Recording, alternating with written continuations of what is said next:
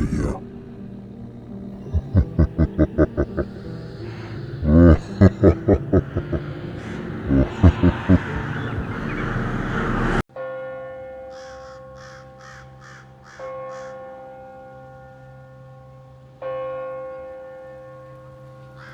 So this happened about 17 years ago, during summer break. My friend and I went to visit another friend who was staying in this tiny, remote village in Belarus for the summer. The house was his grandparents', and the whole place felt super isolated. Honestly, it was actually a lot of fun at first. We went swimming at a nearby lake every day, and at night, we'd stay up late, just sitting by the water, listening to the kind of deafening silence you only get in the countryside, and talking for hours. During the day, we'd go mushroom picking, explore the area, take pictures, and just make some really good memories together. We stayed for a few weeks, but then one of my friends had to leave early because of some family stuff. The only way out was a bus that came twice a week, and she missed it. So she came back to our friend's place and asked if we could walk her to a nearby highway to try and hitch a ride. The main road was about 7 miles away, so we started walking. When we got there, it was midweek and no cars passed at all. Guess most people were still at work in the city. As it got later, we decided to just walk back. On the way back, we passed through a few neighboring villages that were half abandoned. Honestly, it was pretty creepy, but we kept ourselves entertained by singing and joking around to keep the fear at bay. It was getting dark and we still had about 4 miles left. Then we ended up on this road, with dense forest on both sides. Suddenly we started hearing noises, coming from the trees. It was pitch dark and honestly pretty unsettling. We tried to joke about it, but deep down, we all felt something was off. Then my friend pointed, and we saw 2 huge yellow eyes staring at us from the trees. We just kept walking in silence for a bit, until one of us nervously said, "Must be some wild fireflies messing with us." We laughed, but we all knew those definitely weren't fireflies. Keep in mind, this was before cell phones, so no way to call anyone. We just had to keep moving and get back safely. As we got closer to the village, 2 of us heard a female voice coming from the forest. We looked at each other, both realizing we heard it, while the third friend was talking and didn't notice. I got goosebumps. It sounded so real, and the fact that I wasn't the only one who heard it made it even creepier. We didn't say anything until we got back to the house. Here's where it gets even weirder. In Slavic folklore, there's not just the Leshy, the forest spirit who protects the woods and sometimes plays tricks on people, but also the Rusalka. Rusalki are these mythological female spirits, often connected to lakes and rivers. They're usually described as beautiful women with long hair, sometimes said to lure people, especially at night, with their singing or voices. We'd been hanging out at the lake so many nights, and then to hear a mysterious female voice coming from the trees later on, it definitely made us wonder if we'd gotten a little too close to something supernatural. We still joke about those unhinged fireflies, but deep down, we all know we saw and heard something we can't explain. Between the abandoned houses, the glowing eyes in the forest, and that eerie female voice, it was honestly one of the scariest and strangest experiences of my life. And yeah, I still think about those nights at the lake and wonder what might have been watching or listening to us from the darkness.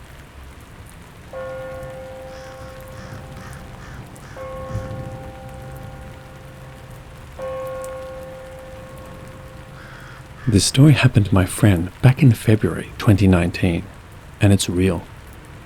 My friend is not able to make this post himself because he is currently serving the military branch of the Federal Security Service, which is kind of like Russian FBI, and very busy. So I asked him if it was okay for me to share his story. This is going to be a long read, so make yourself comfortable. A little backstory. It all happened in Yekaterinburg, Russia, the capital of the Ural region, to the west from Siberia, in a house built during the Stalin era. It was built for high-ranking communists and government officials. From now on, I will tell his story from his perspective. Half of the story is basically a translation from his messages from the social media. He was texting me about it all, almost live, when it was all happening. So the story started with the death of my grandmother. She was cremated, but couldn't be buried for a long time. And I had to ride with the urn, filled with her ashes in a car for a few days. In the end, when the time came, I submerged the capsule, sprinkled it with the earth, and said to myself what my mum told me to say. Rest in peace, do not come to us, and went to the car. I felt a very persistent feeling of being watched from behind. It felt almost physical, but I didn't turn around since it was very creepy. 8 days after her death, my mother cleaned my grandmother's apartment, and then strange things started to happen. It started with the missing keys. Since my mum is working as a storekeeper for most of her life, she cannot unconsciously forget where she put the keys. She has a very good memory and always knows where she leaves things. She said that she put the keys in the hallway, on the curbstone, and they disappeared. But at the same time, maybe she really just forgot about them. She later found the keys on the table in the living room where my grandmother usually ate. It was the first call. Then, in the process of passing documents, my mother stood by the Soviet wall, and behind her back there was a sofa on which my granny sat and watched TV for days on end. She died on that sofa. As my mum stood and was passing the documents, someone coughed behind her. My mum said it sounded exactly like my granny's cough, and my grandmother very characteristically coughed, so to speak. So she knew it was Granny. It was the second weird call. The third call happened on the same day, when my mother began to pack up and the cupboard just opened by itself. It stands a little tilted back and closed very tight. My mum said she felt an extreme fear and left immediately. Then I came after all these stories. I needed to stay there for a while, look after the apartment. At the evening, I went to bed and could not sleep for a long time. I felt like I was being watched the whole time. But then I finally fell asleep. On the very first night, a mirror broke in the bathroom. A small mirror hung there for many years. Well, I thought, here we go. I woke up the next morning, started to remove old clothes from the closet, and when I closed it and went to the kitchen, the closet doors were wide open when I returned from the kitchen. I thought that maybe I'd forgotten to close it, but then I was sitting in the room behind the table, and I heard a cough from the side of the couch. But when I turned around, nothing was there, and I felt a cold breeze. At that point, I felt really uneasy. On the same day, I decided to go outside and got dressed.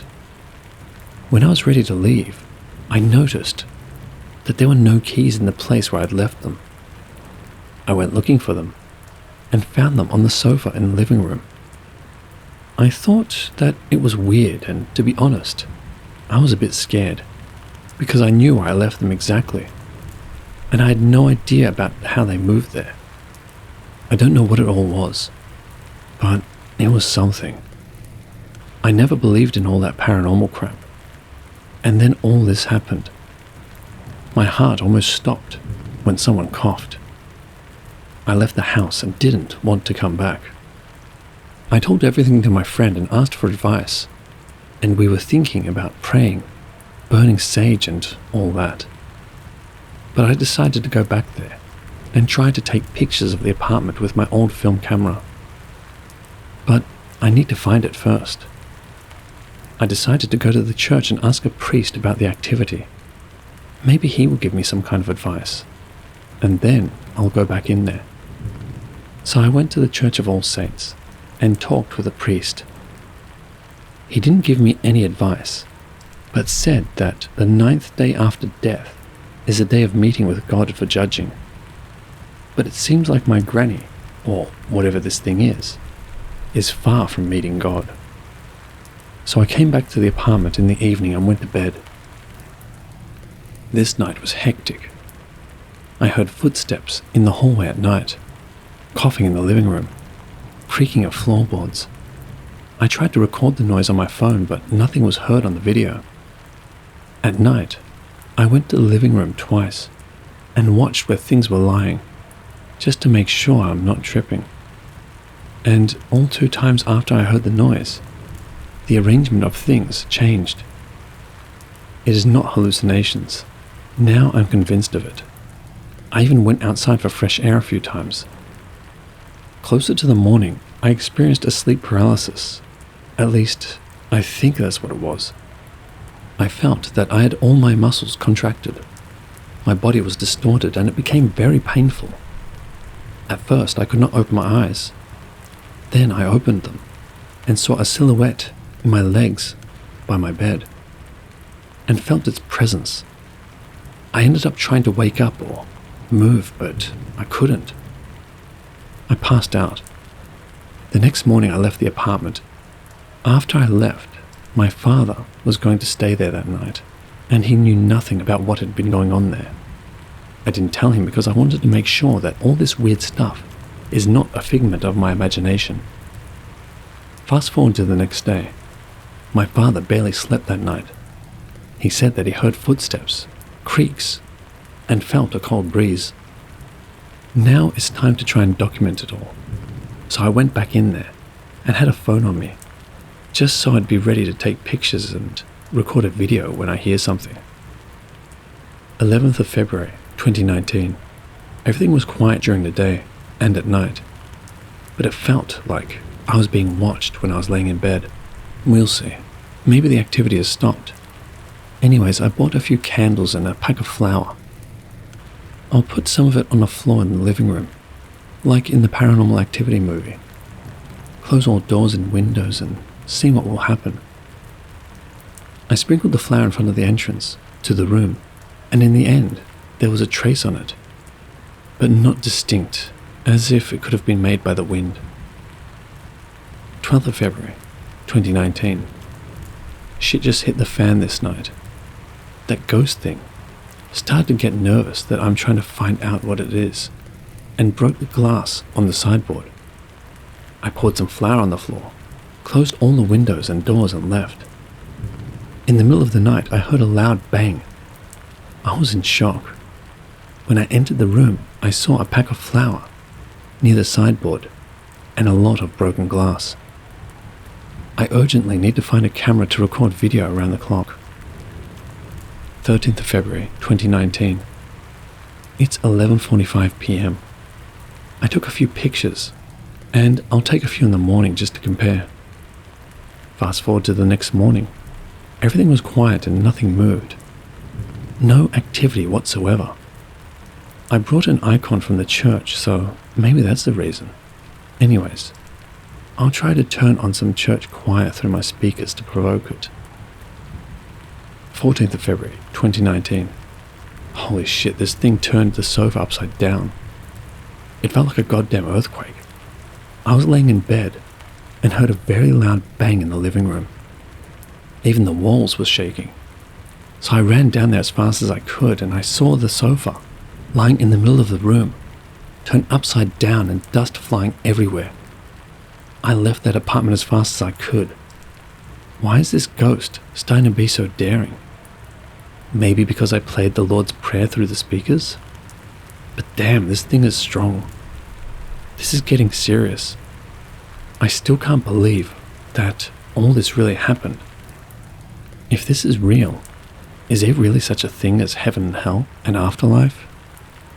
I don't even know what to think now. I have to leave this place. But I got my old film camera, so I'll take a few pictures and then leave. 15th of February 2019. Bad news. The photos did not develop. All pictures are just white. I'm done. I packed my stuff and left the apartment. And I'm not coming back anytime soon. Since my friend left that apartment, nobody lived there. About 6 months later, he came back to see if everything is in its place and stayed there for a few days, but it was quiet and he left again. Who knows? Maybe this thing is still there, just hiding. I guess we'll never know.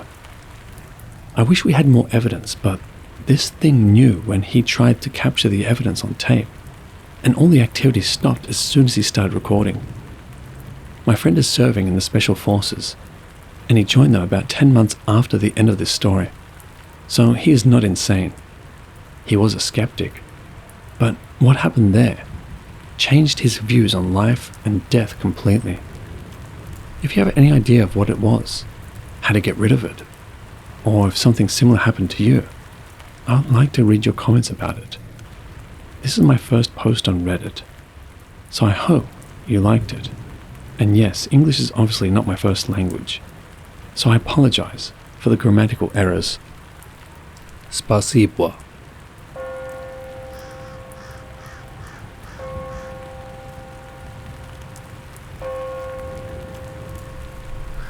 My name is Gary. When I was 19 years old, I lived in supported accommodation.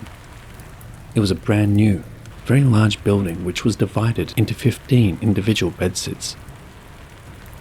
Opposite my bedsit lived a guy who I felt was extremely different and interesting.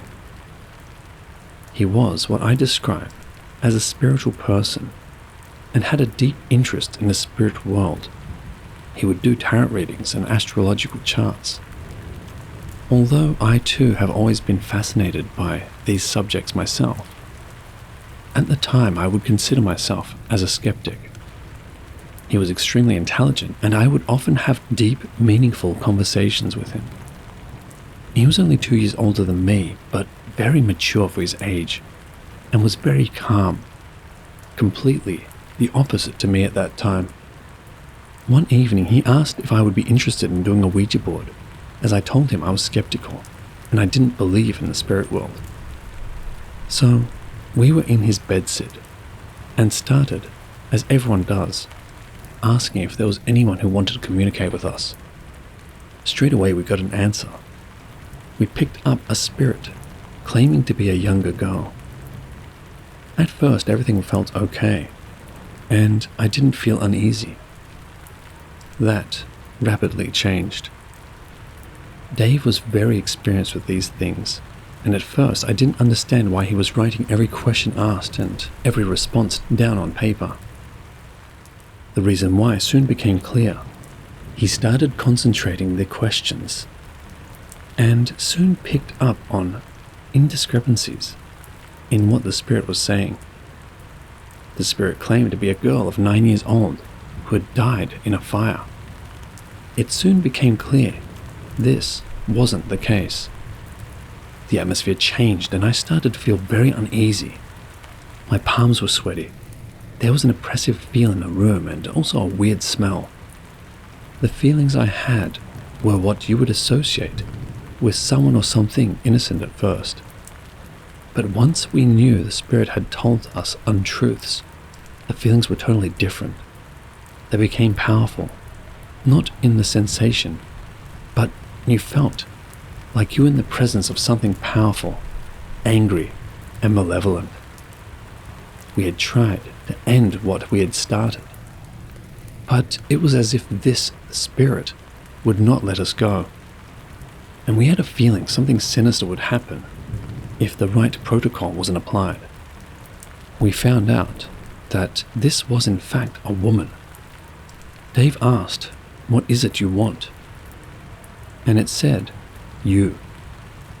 Now, I don't know whether this was a mischievous spirit and enjoying me and Dave feeling terrified, or whether it genuinely wanted to harm or take control of Dave. She said she was killed by fire, and it was Dave's family member who did it. We couldn't understand how or why she was saying this, or whether it was even true or it was just a mischievous spirit, but I can only say it didn't feel like it was a cheeky, mischievous spirit. This felt like something powerful. By this time, not only were we terrified, but you could feel something far greater and more powerful than at first. We were exhausted. It was like she was draining our energy. I have to admit, I was close to feeling desperate and regret at ever saying I would do this. One of our friends, Steve, in the bed sit at the other end of the corridor, came and knocked on the door. Dave started to explain what was going on. He then said for him to go and get the priest from the local church.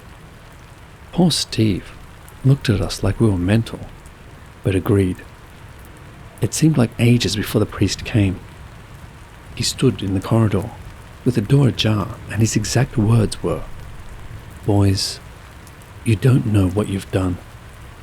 I could see clearly he looked very concerned. He started to speak in a foreign language. I could only assume he was praying in Latin. He said he had blessed the room. We were able to finally end what we started, and I was so drained and relieved. I didn't have a proper night's sleep in 3 weeks without having nightmares. I slept with the lights on for weeks. I felt like I was being watched and followed. I'd be in my bedsit, and I would turn around because I felt like something was behind me at times. Dave had said he had similar feelings also. Dave had done some research into his family tree. His name was Dave Hopkins, and he was able to find out Matthew Hopkins was a very distant relative of his. Matthew Hopkins was a famous witch hunter a long time ago, and many women were burnt at the stake for being witches with no evidence whatsoever. When he told me this, I had a shiver go down my spine like I've never experienced before. I'm not sure what to make of this, still to this day. Was it a mischievous spirit? Or did this woman really die at the hands of Matthew Hopkins in some sham witch trial? All I will say is, I will never forget the sense of being small and insignificant in the presence of something much more powerful than me. I haven't done a Ouija board since, and never will.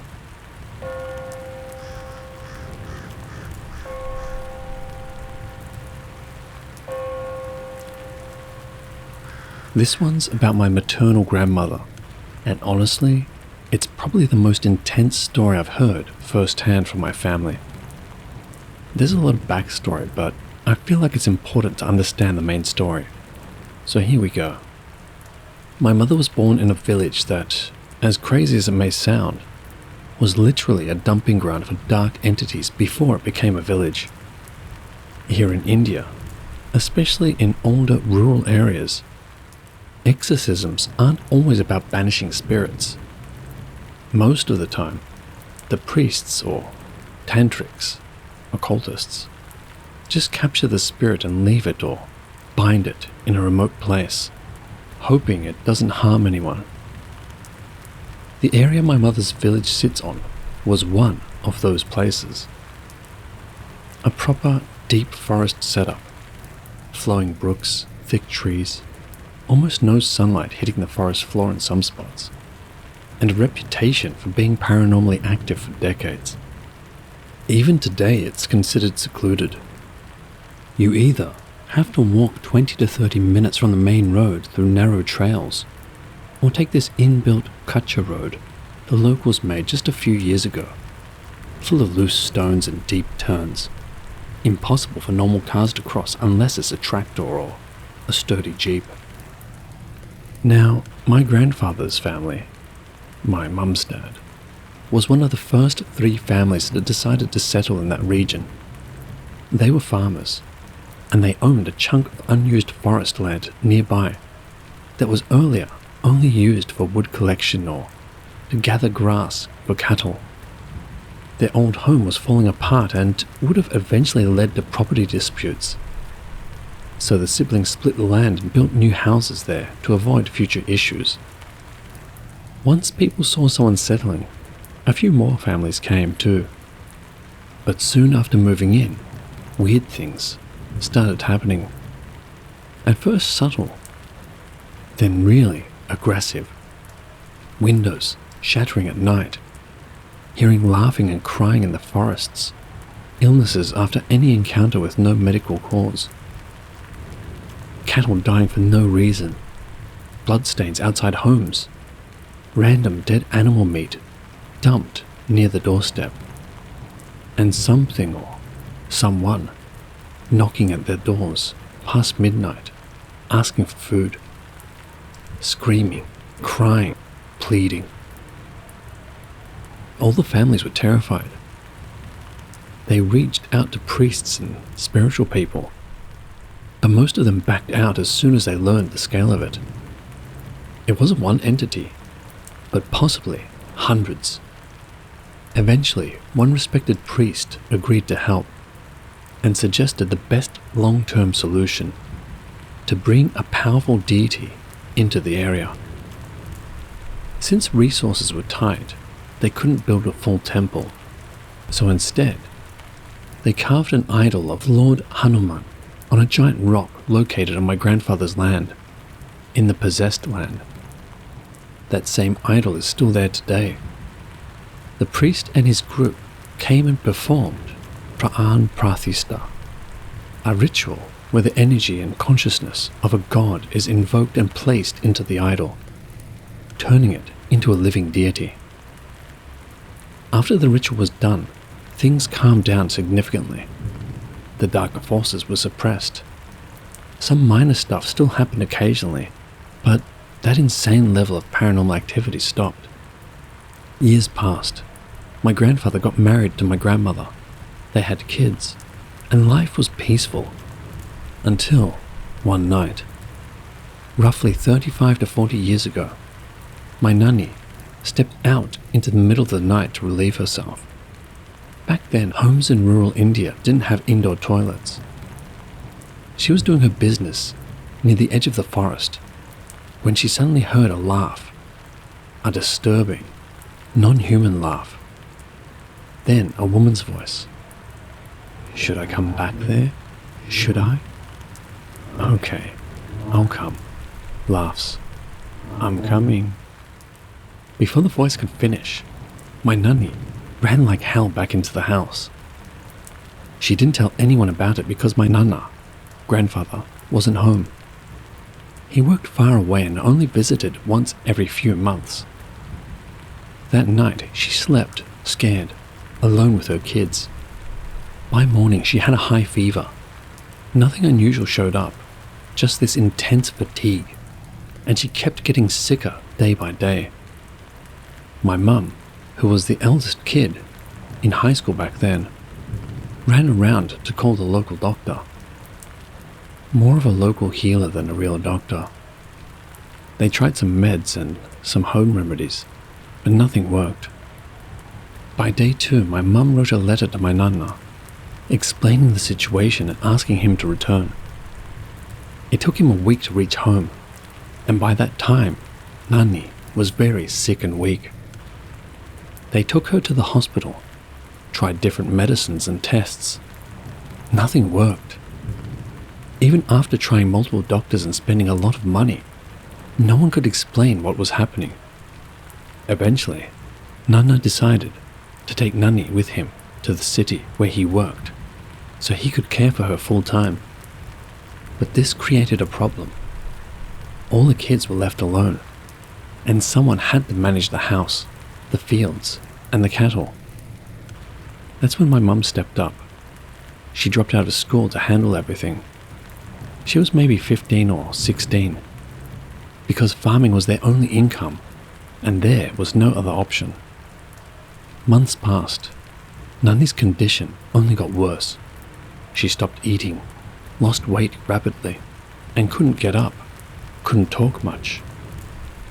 My Nana used to write letters but always hid the seriousness of her condition from the kids.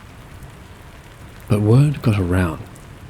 Villagers who visited them in the city would come back and tell others how bad Nani looked, how it seemed she wouldn't make it. That's when one acquaintance suggested to my Nana that this was not a medical issue, it was spiritual. He told him to go see a man who sat outside a very famous Hanuman temple in that city, a well-known occultist. They did, and that man told my grandparents everything. According to my Nani, she hadn't told anyone about that forest encounter, not even my Nana, and had completely forgotten it until the priest brought it up, like the memory had been wiped.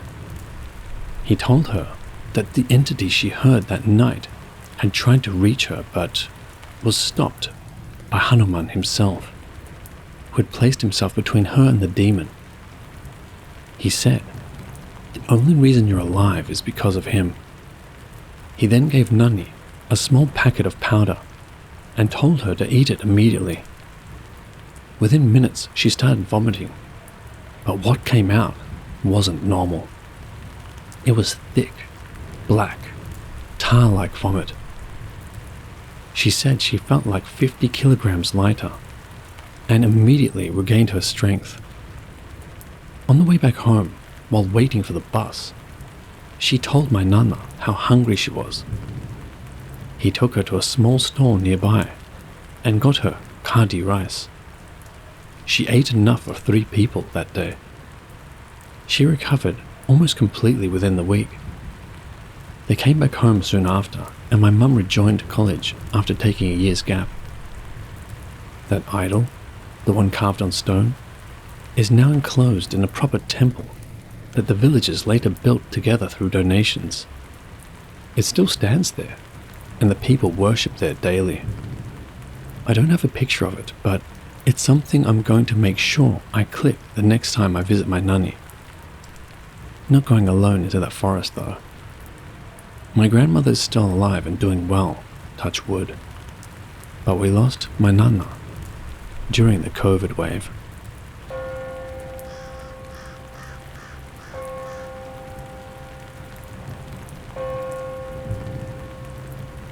This is my aunt's story, which happened to her when she was 15, back in the early 2000s. My family are from London, but we are ethnically Bengali. This story starts when my aunt and her family all went for a trip back to our ancestral country of Bangladesh.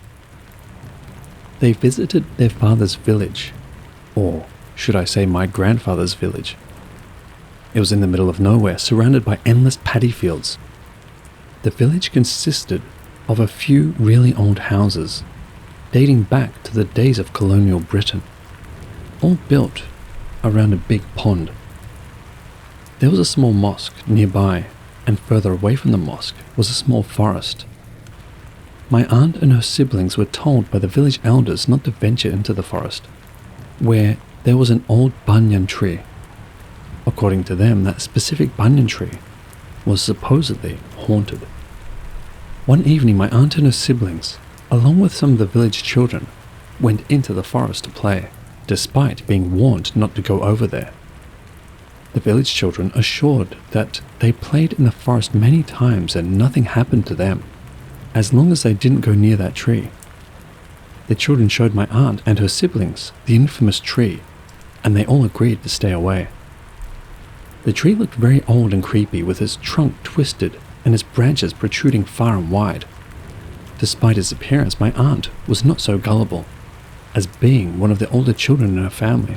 She found all of this talk of haunted trees to be silly, and just a tall tale told by elders of the village to scare the children. However, she agreed to stay away. My aunt wasn't playing, as she felt that she was too old for such childish games, and was only there to supervise the youngsters. The kids started playing it, then afterwards played hide and seek the village children started begging my aunt to play with them and to be the seeker. After a while of persuading, she agreed and reluctantly started to count as the kids started to run and look for the best places to hide. Once she was done counting, she went on the hunt to look for them. She managed to find a few of the kids quick enough, mainly the younger ones, but a few were left yet to be found deeper in the forest. My aunt walked further in, and shortly after she happened to stumble upon the banyan tree. She smirked and decided to caress the ancient bark of the tree, going against her promise. She saw that one of the tree's boughs hung low and thought it would be a nice spot to sit for a while and take in the scenery. After the short respite, she pressed on. When she found all the kids, they all decided to finish the game as it was dusk and the forest was growing dark. Everyone heard the call to prayer from the mosque nearby, so they all proceeded to walk out of the forest and back home. That night my aunt awoke mid-sleep due to the heat. In the village, there were no streetlights, so everything was pitch black, and all you could hear were the sounds of crickets and frogs from the pond. She tossed and turned as she tried to go back to sleep, but started hearing a peculiar noise outside her open window. It was a metallic clinking sound. The sound grew persistent, clinking every second. She looked through the grate of the window and saw nothing but the night staring back at her. She decided to call out quietly, hoping for a response, but nothing. Shortly after, the sound stopped, so my aunt brushed it off thinking nothing of it and went back to sleep. A few days later, the family left my grandfather's village and were heading back to the city airport. Their trip had come to an end and it was time to return home, back to the UK. While they were saying farewell to everyone, my aunt saw a woman further behind from everyone else staring at her. My aunt had never seen that woman before during their stay. She thought why no one had introduced her to the woman, as the village was all family orientated. What was very strange was that the woman was dressed in a traditional red bridal saree with a garland around her neck, golden bangles on her wrists, and a headpiece hanging down her forehead. My aunt asked one of her sisters who that bride was, but her sister couldn't give her an answer due to the commotion. When they were at the airport and lining up to be boarded, my aunt's eyes wandered around. Nothing but families all seated and waiting for their respective flights. She then caught a glimpse of a woman in a peculiar red sari. She realized that it was the same woman from the village. The woman was further away from the waiting line, just standing in one place and looking at people walk past her. My aunt found it odd that she was at the same airport as them, despite being seen at the village earlier. Also, what was strange was that the woman was in a bride's attire in the middle of a busy airport, which would be completely unheard of over there. She had no luggage with her, or anyone accompanying her. On board the plane, my aunt was coming back from the bathroom and was surprised to see the woman again, sitting alone and staring out of the window. She told my grandmother that she had seen the woman in the village and asked who she was. My grandmother was too tired to answer and dismissed her question. My aunt concluded that the woman must have been from one of the nearby villages and was passing through theirs as she was also heading towards the airport. She then tried to forget all about it. Back home in London, after a good few days, my aunt and her family all went to visit another one of my uncle's house. It was tradition to visit relatives when returning home, back from a visit to Bangladesh. When they all entered the living room and greeted everyone, my aunt was absolutely shocked to see the same familiar woman in the red sari from the village and the plane. My aunt was very puzzled, but thought that the woman must have been related to the family. This was proof. Everyone was talking and my grandfather was recounting their time in the old country. My aunt was watching the woman and found it weird that she was just standing in the corner listening to the conversation. My aunt also realized that the woman never spoke a single word and couldn't recall anyone ever speaking to her since they entered the house. She wondered why the woman was still dressed up as a bride and found it very bizarre. When it was time to eat, everyone was getting ready to sit down at the table. My aunt was one of the last ones to get up, but realized the woman was staring at her and smiling. She decided to say hello to the woman and asked her who she was in Bengali. The woman didn't respond. She just continued to smile at my aunt. She thought the woman was just shy, as that was quite normal behavior for village women in Bangladesh. She felt a bit awkward and started complimenting on the woman's attire and her pale anklets. "Who are you speaking to?" my uncle said across the room in Bengali. The room was silent and everyone was staring at my aunt in confusion. My aunt pointed at the woman, bewildered at my uncle's question. "What? There's no one there," my aunt's sister responded. My aunt thought everyone was playing a joke on her, but shortly after realized they were all being serious. She started to freak out. She kept saying that there was a woman in the room, but everyone kept insisting that there wasn't anyone there. Everyone started worrying as my aunt was hyperventilating at the sight of the mysterious red figure smiling back at her. She eventually passed out. A while later, my aunt came around and found herself lying on the couch, resting her head on my grandmother's lap, and her sisters all huddled beside her. My aunt didn't see the woman anymore, where she had been previously standing. My aunt darted her eyes around the room to double check if the woman was still there. She wasn't. On the opposite couch there was an imam from the local mosque. He was a family friend and respected community leader, called over by my uncle.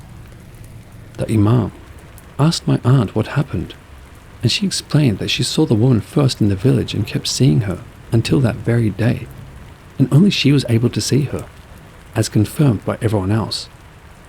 After careful consideration, the imam said it sounded like some nefarious entity had followed her from the village and latched itself onto her. My grandfather started to interrogate my aunt about the forest and the old banyan tree, and eventually she admitted to everyone that she sat on the bough of the tree. When my grandfather heard that, he got very angry and scolded her. He repeated that tree was haunted and questioned why she didn't listen to the village elders. My aunt explained that she thought it was all a joke. When the imam asked why my grandfather had thought that the tree was haunted, my grandfather never gave an explanation and said that he would tell him afterwards in private. The imam recited some prayers and blew on my aunt. My aunt couldn't remember most of that encounter as she blacked out again. However, according to everyone present in the room, she started to freak out and started to act manic when she heard the prayers. She started growling, and her eyes looked like they were about to burst from their sockets. She attempted to lunge at the imam, but everyone held her down. A while later, the imam left the house and eventually returned back and gave her special water to drink daily and oil to rub her body with after every time she bathed. This was all part of a long exorcism process known as ruqya in Arabic. That night my aunt was too afraid to sleep, so my grandmother slept in the same bed next to her while one of her sisters slept on the top bunk. My aunt awoke after a long slumber. Her eyes started slowly adjusting to the darkness, but she was still in a sleepy haze. She realized she could hear a clinking sound to her right, towards the window. She thought it was her sister causing a racket, so she groggily told her to be quiet. When the noise didn't relent, my aunt turned and looked towards the window. It wasn't her sister. To her absolute horror, my aunt saw a dark figure sitting on the windowsill. She quickly realized that the metallic sound were the sounds of bangles and anklets being played with. My aunt's eyes fully adjusted to the dark, and it became evident that the figure was indeed that of the woman. My aunt screamed her lungs out, and the whole house awoke. The second visit from the Imam explained to my aunt that whatever she was seeing would not go away on its own. She would continue to see it unless she completed her religious treatment, which, he reminded her, was a very long process. My aunt's family was certain that it was a spiritual matter and not a psychological one. My aunt never displayed any signs of mental illness in the past.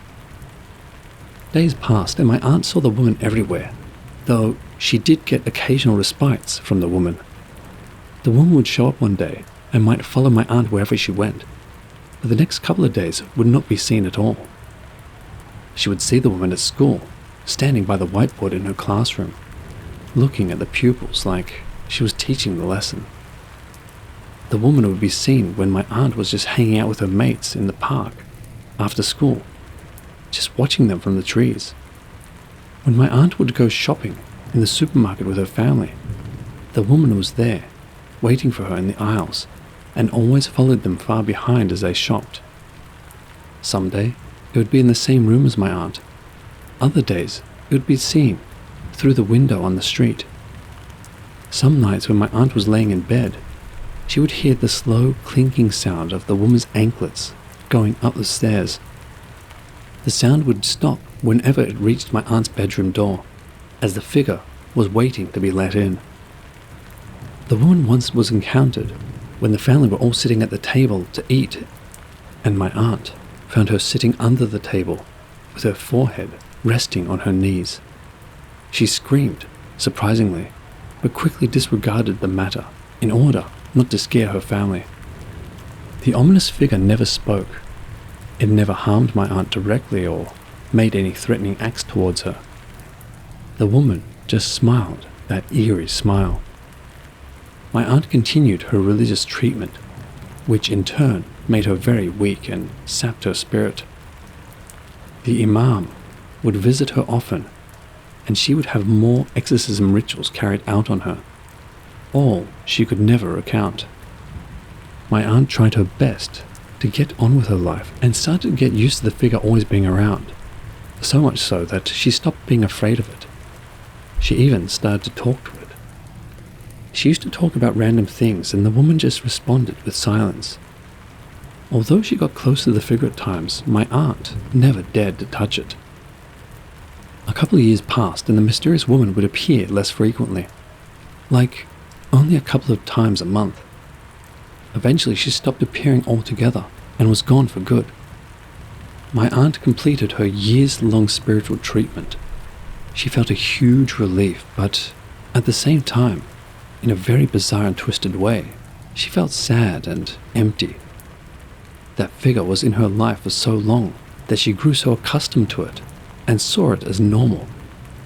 For her, not seeing the woman anymore was a huge change in reality. The whole ordeal did take a huge mental toll on her throughout the couple of years, and my aunt was never truly the same after that. One afternoon, my grandfather decided to shed some light into the past as he felt like it was the right time for my aunt to learn the truth. He showed her a very old black and white photograph dating back to the 50s. It was him and his parents and siblings, all in a family portrait. My aunt's eyes widened and her jaw dropped as she saw an old familiar face in the center of the photo. It was her, the woman in the bridal saree. Garland, bangles, everything. She was next to a man dressed as a groom. My grandfather explained to her that long ago he had a sister. That photo was from her wedding day. The story was that she was married to a man from the neighboring village, but did not want to get married to him. My grandfather's sister was at first promised to another suitor, since they were children, a good kind man from another nearby village. She grew up with the idea that she would marry that man when she came of age. However, the man she actually ended up marrying offered a larger dowry, so her father then changed his mind and, instead, accepted that man to take his daughter's hand, despite the previous arrangement and his daughter's protest. In Bangladesh, it's the father's word over his daughter's wishes, and she was doomed to spend her entire life with a man she did not desire. So, in the night, after the marriage ceremony was completed, she was due to move in with the groom and his family and relocate to the other village. My grandfather's sister did not hesitate and ran off in a frenzy in the dark, never to be seen again on her wedding night. The next morning when she was found, it was deep in the forest and hanging by her neck from a branch of the old banyan tree. My aunt could not believe it. While she listened to the story, her eyes welled up with tears. When the imam visited the house one day, he clarified that what my aunt encountered was not my grandfather's sister. It was a jinn who took the form of her and followed my aunt back home to London. For those who don't know, jinns are demons in the Islamic world. In Islam, there is no notion of ghosts being trapped in their last moments of life. There's only the jinn that imitate the deceased person and prey upon people. The reason why the old banyan tree was perceived as haunted by the villagers was not because of my grand aunt's tragic demise. A few other horrific events happened revolving around that tree in the past. Once a passing traveller was caught stealing jewelry from the village and was chased by the villagers into the forest. He was hacked to death with machetes. The thief's body was slumped down, resting on the trunk of the banyan tree, with his blood painting the bark red. Another story was that a witch was caught doing black magic deep in the forest, where bloody rags and torn up pages of the Quran with black writings scribbled all over were found hanging from the tree. Whoever interacted with that tree always reported to experience some sort of supernatural activity, one way or another. That day when my aunt first explained to everyone about the woman, my grandfather had a strong feeling that she was talking about his deceased sister. I didn't remember this whole ordeal when it happened at the time because I was very young, but the story was told to me by various family members when I was older. It was only recently that my aunt and I were talking at a family function, and she retold her story to me herself in the utmost detail. Her story was always the focal point whenever the subject of the paranormal arose during family conversations. A couple of people think my aunt was just suffering from mental illness during that time, although this doesn't make any sense. My aunt never knew my grandfather's sister before that revelation. My grandfather never once mentioned or showed a picture of his sister to either my aunt or her siblings while they were growing up. Neither did my grandmother. It was a painful, touchy subject, and it was never heard or mentioned. I believe my aunt, and this was very real to her, and it greatly impacted her life growing up as it permanently left a mark on her. I'm just glad that she's back to normal, and that the woman in the red sari was gone for good.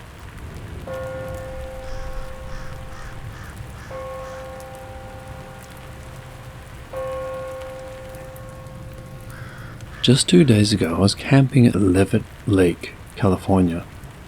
If you don't know about this lake, it's a small lake up in the Sierra Nevadas at about 9,000 feet elevation. This lake is only accessible via an unmaintained service road, meaning the only way to access this lake is by high ground clearance 4x4 vehicle. It's about a 1-hour off-road trail to even reach the lake. However, the trailhead is about 1.5 hours west of the Sonora Junction, off of the 108. Once you reach the lake, it's almost like the lake is in an arena. There's a large rock wall surrounding, and then an open side that looks out over the whole valley. Super secluded, not many people up there.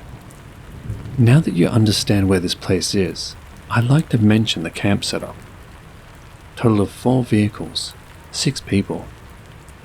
The list of names are Ethan, Mason, Matt, Brandon, Josh, and myself. Mason, Ethan, Brandon, and myself all have rooftop tents. Matt and Josh slept in floor tents. The campsite was set up so that the 4 vehicles surrounded the fire pit, and then the 2 tents were somewhere in the middle. We arrived Saturday morning early. Got up to the lake around 11 a.m. We all quickly unpacked and set up the camp. We all ate some lunch and sat in a circle, making jokes and such. During this time we were talking about how it's pretty windy and that the night might be pretty cold. I tend to overpack, so I mentioned to both Josh and Matt, who were sleeping in tents, that I have an extra blanket that's super thick. I'm going to keep in my tent, so if they need it, come knock on the tent and I'll give it to them. Fast forward, it's getting late. The fire's going out. We all decide it's time for bed. It's about 11 p.m. We crawl into our tents and it feels like within minutes the wind starts picking up. And I mean really picking up. This felt like I was in a hurricane. I could feel my truck shaking pretty good from this. I managed to get myself to fall asleep, and around 1:30 to 2 a.m. I wake up super suddenly, and I hear my friend Matt whispering my name. I've heard this guy whisper my name before. I'm 110% positive I heard this, but it didn't feel right. I didn't see any flashlight or anything, and there was no knocking. I'm awake, and I tell myself, if it's him, he'll say my name again or knock. A couple of minutes go by. Nothing but super violent wind slapping my tent around. I'm confused, a little scared, but I brush it off. Maybe it's my imagination and I just woke up from a dream. It takes a minute, but I manage to get myself to nod off again. At about 3 a.m., I'm woken up by this wind. It was like the wind doubled. The rainfly in my tent was slapping so hard I couldn't believe it. As I sat there for about 5 minutes, contemplating if I should get out and remove it, I hear my friend Ethan call my name. Not a yell, not a whisper, super calm, like when we're sitting at the fire and he's trying to get my attention. Just a normal Alec. My heart stops. I don't know why, but just deep down, I know there's no way my friend at 3 a.m., hurricane force winds, is going to call my name, especially not in that manner. I sat there, paralyzed. Within a minute, I hear my other friend Mason say, "Oh, he's got that shit on." My mind shifts. Something in my head made a connection. The rain fly. Maybe they were both outside attempting to remove their fly and looked over to see mine is still on. Or maybe they heard mine slapping around and were trying to figure out what the noise was. I felt at ease for a second, hearing Mason's voice, so I unzipped the window of my tent, facing their vehicles. My heart completely stopped. Pitch black. Neither one was outside. I quickly zipped my tent again and sat there for a couple of seconds. There's no way I heard them. There's just no way. Suddenly my truck moves. This wasn't the wind. The only way to describe this was a raccoon jumping on my truck bed.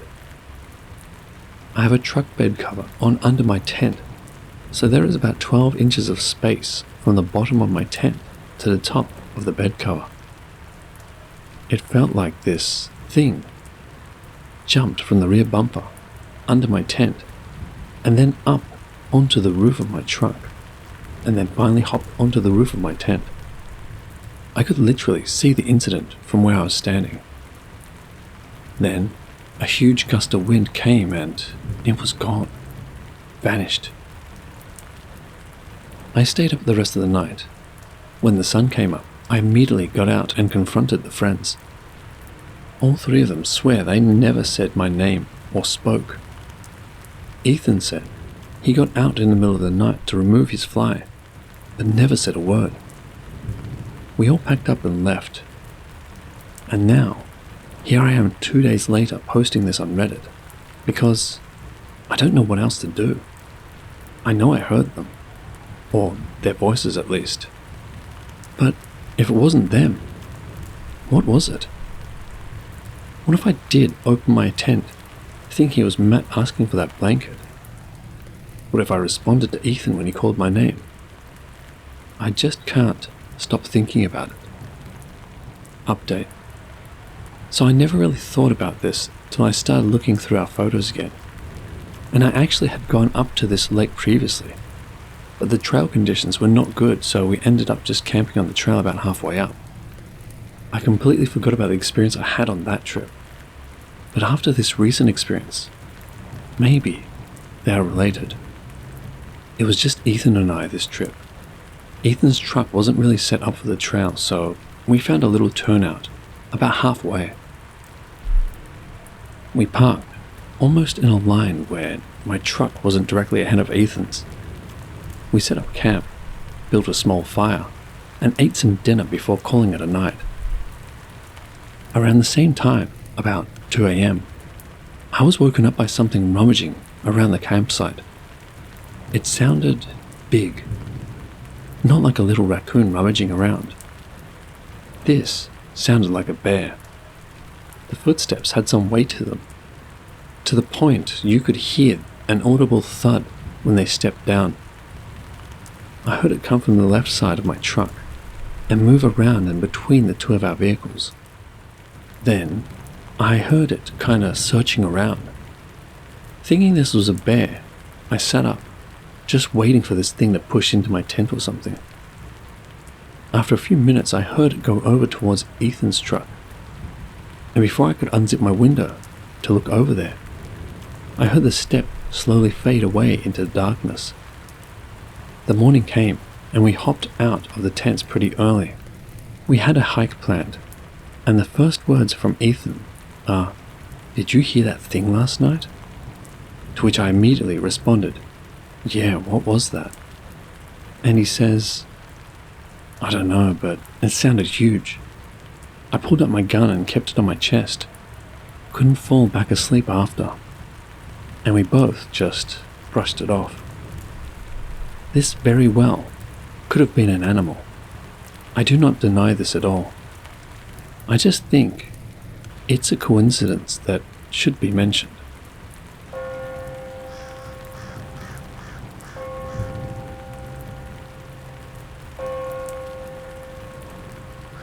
I grew up in Vermont and have spent a lot of time hiking and camping.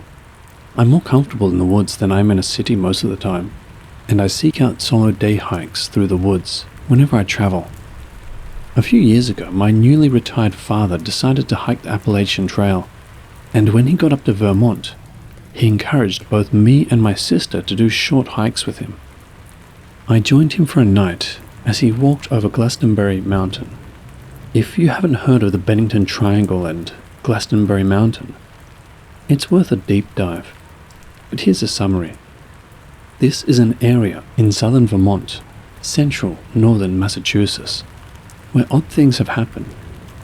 Notably, there have been at least 4 disappearances in the area, starting with 18-year-old Paula Weldon in 1946.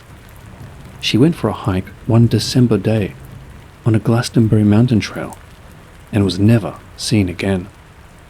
Legend has it that a young boy who was waiting in the car while his mother took care of some pigs at a local farm also vanished a few years after Paula. That a hunter who was well acquainted with the area vanished a few years after that, and that a woman who was hiking the same area I was about to embark on with my father disappeared while hiking with a friend of hers after becoming separated because she turned back to change out of wet clothing after tripping in a stream. That last woman's body was recovered about a year later in an area police swore had already been searched. The thing is, her body didn't look like a body that had been laying in the elements for a year. There's another story of a man who got on a bus in the Bennington area, and even though he was confirmed to have gotten on the bus, and there wasn't any reasonable place where he might have gotten off it before his destination, he disappeared before he arrived. Most of these disappearances had one thing in common. The people who disappeared were last seen wearing red.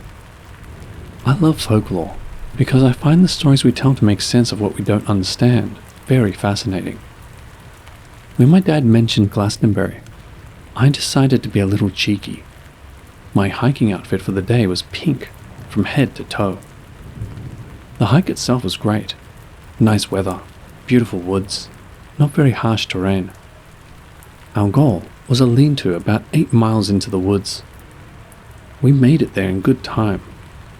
There was an outhouse located down the hill from the lean-to, and a little stream a good distance from both lean-to and outhouse. We start to set up, and 2 middle-aged women arrive. All 4 of us are going to be sleeping in the lean-to that night.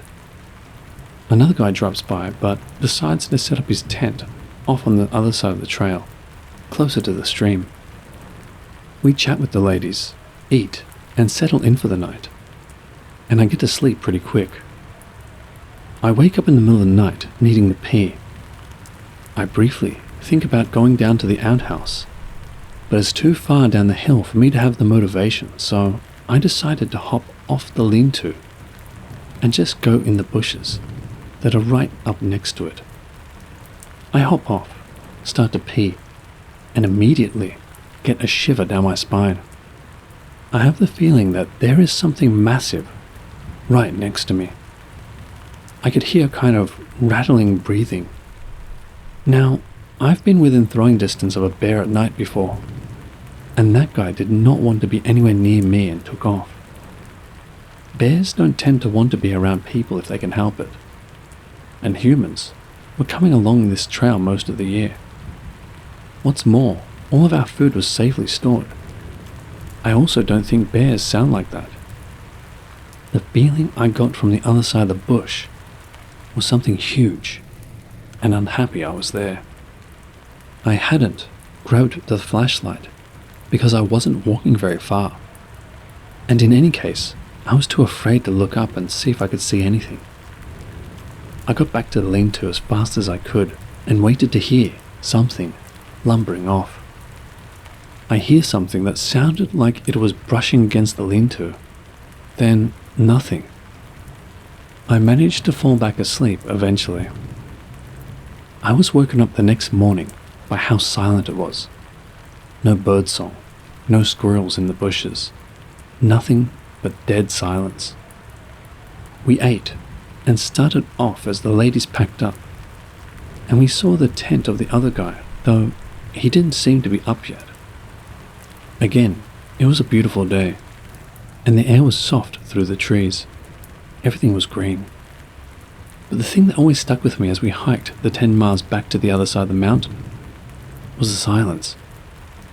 The whole way through, until we were near the road, it was eerily quiet, as though every other living thing had vanished.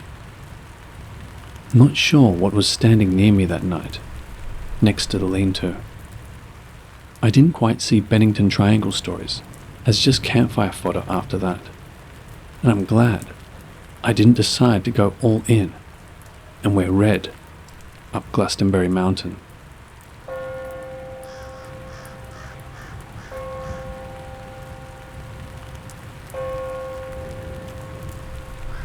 To this day, this story has puzzled me to no end. I should say from the beginning that I was really young, but I remember this incident vividly because of how scared I felt, and my parents have confirmed some aspects of this story. So, some background. Born and raised in Miami, 2 Honduran parents. So, being Hispanic, spiritualism and religion sort of walk hand in hand for some. I grew up in an apartment building with a huge front yard. My mother would let me play outside with our front door open because she could easily keep an eye on me. And the front yard was completely fenced, so I couldn't wander into the street. So on this particular day, I'm playing outside like any other normal day. And I remember that my mum is inside cooking. Like always, our front door is open. And I know for sure that my mum is inside. But that's when I hear it. Someone is calling out to me. I look around and I don't see anyone, so I continue to play. But then, I hear it again. Someone trying to get my attention. I look towards the end of our front yard, and behind the fence I see my mum. She's standing there, waving and smiling at me, trying to get me to go to her. I start laughing and running towards her, because here I'm thinking we were playing a game. As I'm closer to this person, something doesn't feel right. Like something is telling me not to trust this person. But I'm torn because I'm looking straight at my mother. It's her voice, her face, even the distinct white streak of hair my mum has that contrasts her jet black hair. But still, something doesn't feel right. I ask her what she's doing on the other side of the fence, and she tells me that we have to go. That I need to follow her, now. She starts to walk towards the fence door, and I begin to follow her, almost entranced. She begins to tell me how much she loves me, and that we need to leave together. As we get closer to the fence door, she starts to tell me that I have to open it and walk out to be with her. I don't know what overcame me, but I said no. This upset my mum, and her demeanor changed. She starts to yell that I had to do it, that we needed to be together, now. This scares me, and I began to cry.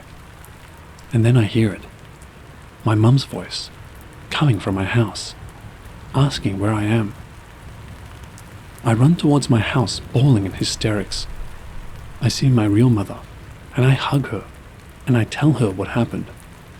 I tell her about the lady that looked like her, trying to get me to leave. And I just remember my mum hugging me and telling me that it was just my imagination. Years later, this incident comes up in a conversation I'm having with my parents, and my mum is completely amazed that I remembered all of it so vividly. She also adds that weird things used to happen in that building, and that she suspects that the only reason that thing couldn't get into the property was because of an old Cuban lady that lived next to us. You see, it turns out that she practiced Santeria, and she was constantly blessing the grounds. So honestly, shout out to that lady. Here's where things take a very interesting turn. While me and my mum are reminiscing about what happened, my father is completely silent. And when we finished, he's in shock. He didn't know about this happening to me. And he proceeds to tell us that when he was a child in Honduras, the same thing happened to him. A woman that looked like my grandmother would sometimes go by his house and tell him that they needed to leave to be together. My father is your typical male, everything by the books, no nonsense, very skeptical about all this stuff. But at that moment, I saw fear in him.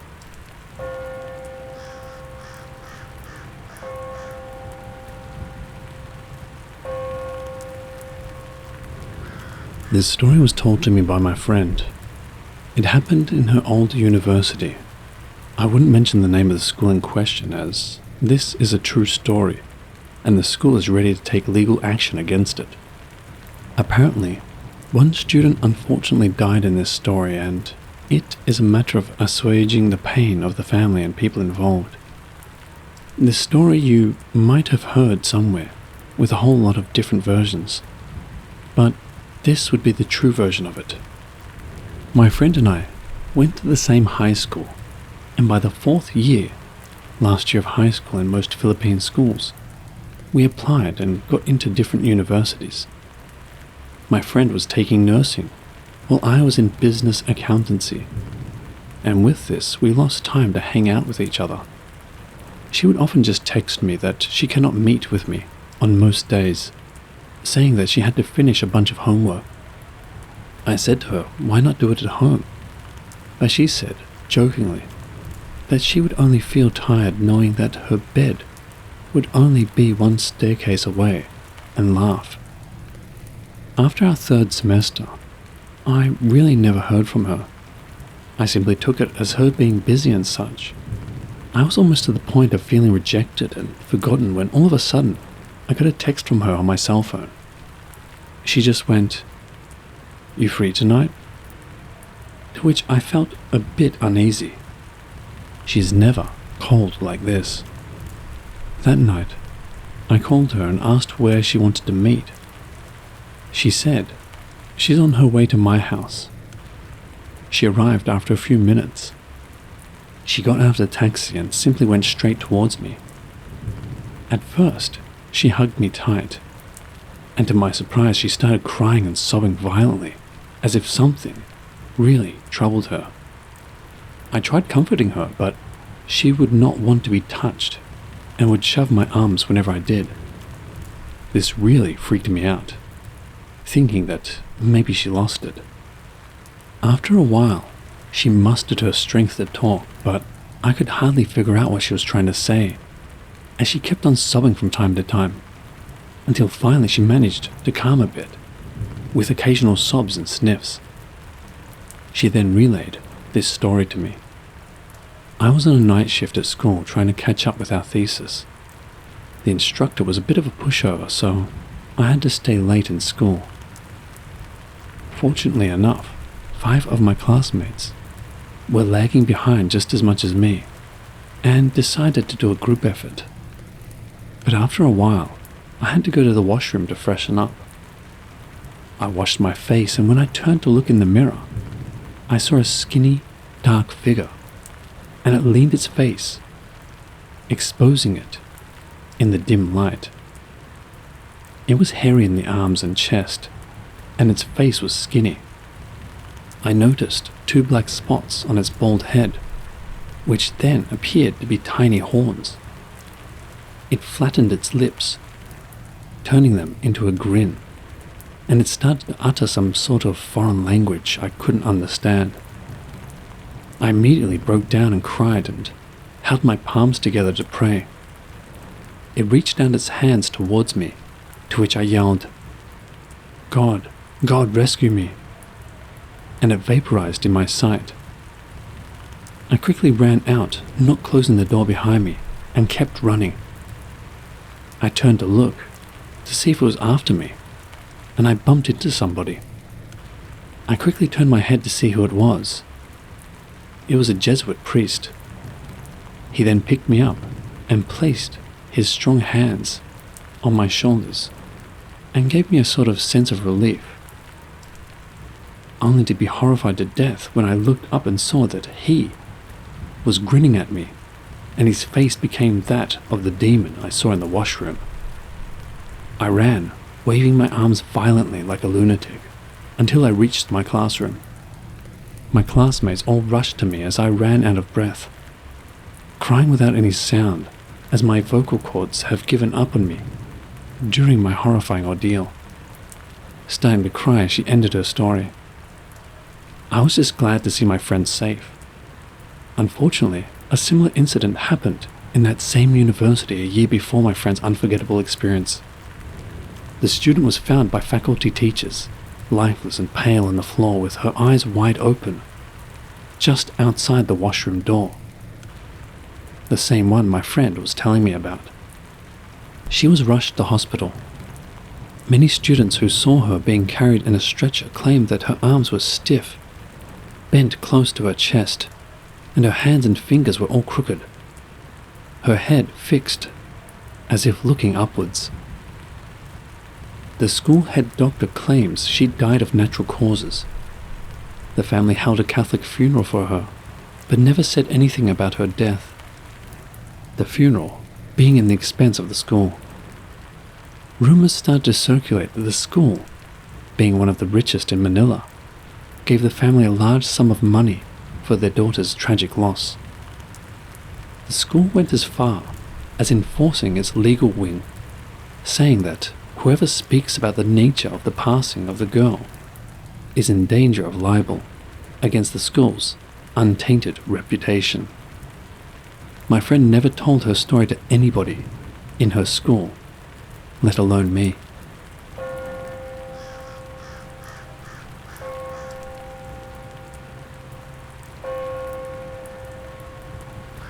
Not too long ago, I think about 2 months back, I bought a second-hand TV for 2,000 yen in a local store in my neighborhood.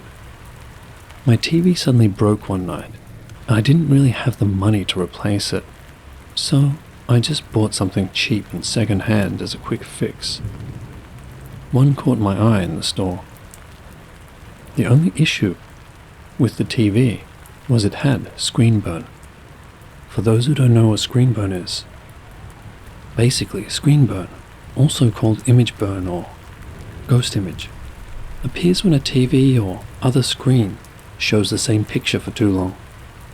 This can cause parts of the screen to get stuck, leaving behind a faint, permanent shadow of that image, even when you switch it to something else. For the price of 2,000 yen, or 13 American dollars, I didn't really mind the screen burn because other than that, it worked completely fine.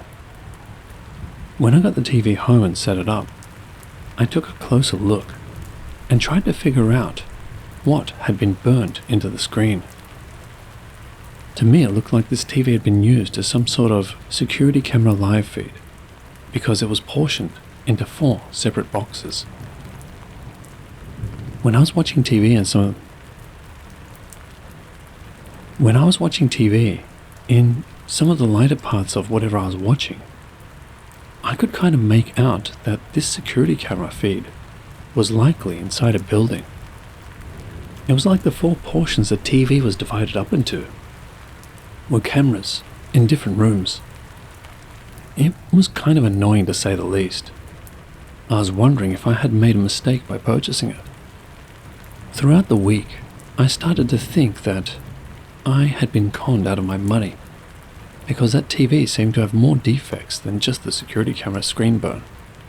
It kept randomly turning off and on when I was watching it. It seemed to have a power defect or something, so I made sure to leave it unplugged when I went to sleep each night. I thought that my TV was a little weird and even a little creepy, and I couldn't wait to upgrade it. Just the other day, I noticed something odd. I kinda couldn't believe what I was seeing. In one of the 4 sections the TV was divided up into, I saw a person. I thought that the screen burn meant that the image that was burned on it was burned on it permanently. I didn't think it was possible for something else to appear. I really didn't like the figure I saw on the screen. I decided to throw the TV out. I don't think that throwing the TV out had anything to do with what happened next, but I am not sure. So that's why I'm here, looking for advice, I guess. I'm having dreams. Well, actually the same dream, just over and over. The dream always starts with me approaching the outside of an abandoned-looking building. The building looked like it was once painted white, but parts of it were now chipped away, and the paint had gone dull. There's something going on in that building. Chains clank, and I can hear people either shivering or sobbing. I feel as if people are being held against their will in there. I turn to run away from it in my dream because I feel a terror inside of me so profound that I feel my throat closing up. Just before I turn to run, I see a dark figure step into the entryway. I think that was the figure I saw on the screen. I try to run, but I can hear car doors open and people begin to chase me. I stumble and scramble around the floor because the floor is littered with junk. I try to get to my feet, but then I can hear footsteps close in on me. That is usually the point where I wake up. The abandoned building is in the middle of nowhere. There was no other lights, apart from the ones I could faintly see through the doorway. I have no clue where it is or if it exists. I don't know what to think Could the TV be related to it? Update. Thanks for the advice, everyone. I think I'll go with this suggestion. Why not go back to the second-hand store and ask where they got the TV from? I'm going to go and ask tomorrow. I need to stop having these dreams because I can't take it anymore. I might need some counseling. Update 2. Sadly, I couldn't get any information, and the store owner was really off-handed with me. He told me not to rake over old graves and to mind my business. I guess that he is just protecting his customer's identity though. Back to square one, but at least that TV is gone. I got a new one now.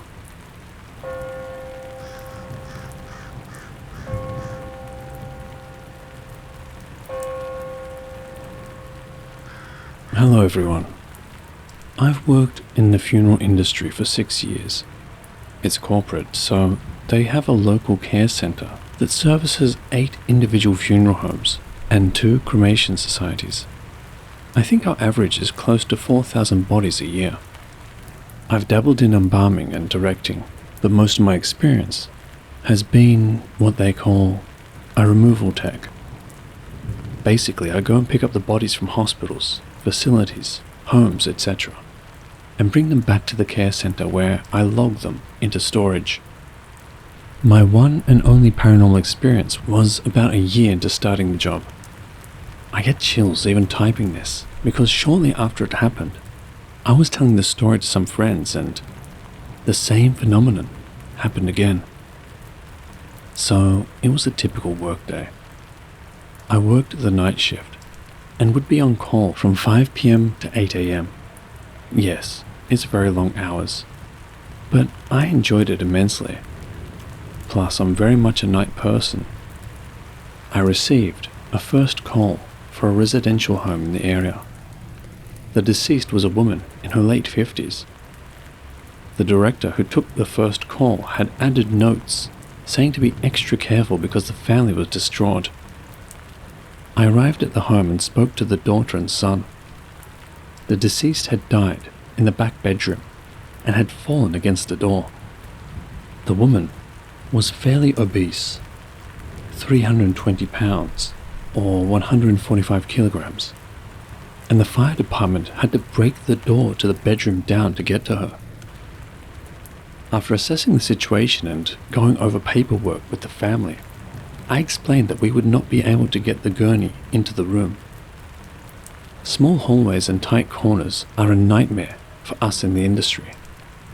I explained I would have to set the gurney up in the living room and bring the deceased out to the gurney and advised the family to step outside while me and my partner moved the body. It was a typical day at work so far. We got a sheet under the body and drug her out into the living room.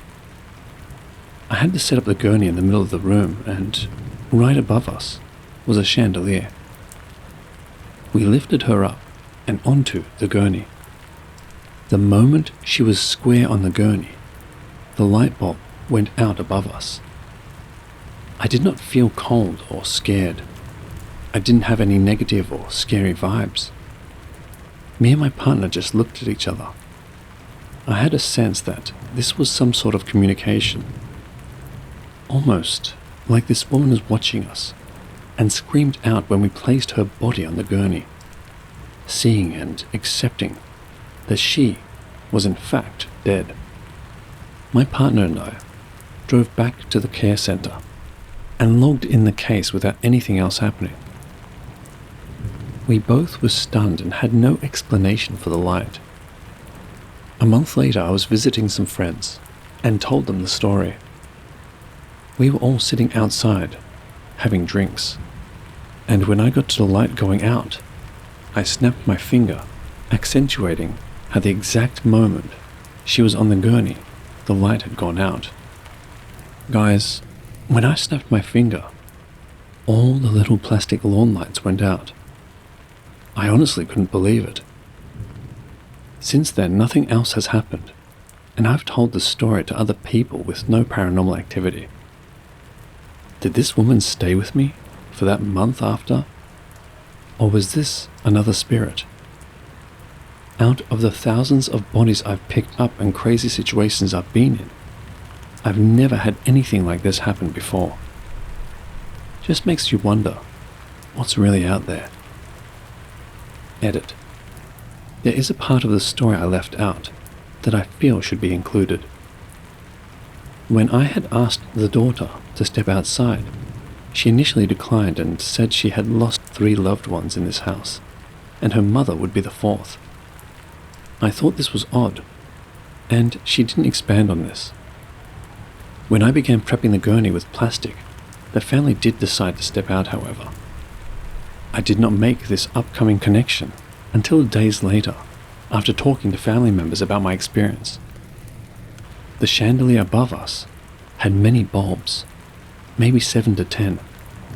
I do distinctly remember a few bulbs already out when I looked up initially. Days after remembering what the daughter had said, I want to say that there was 3 out when we first walked in. That would make 4 out when we left the home. Very eerie indeed.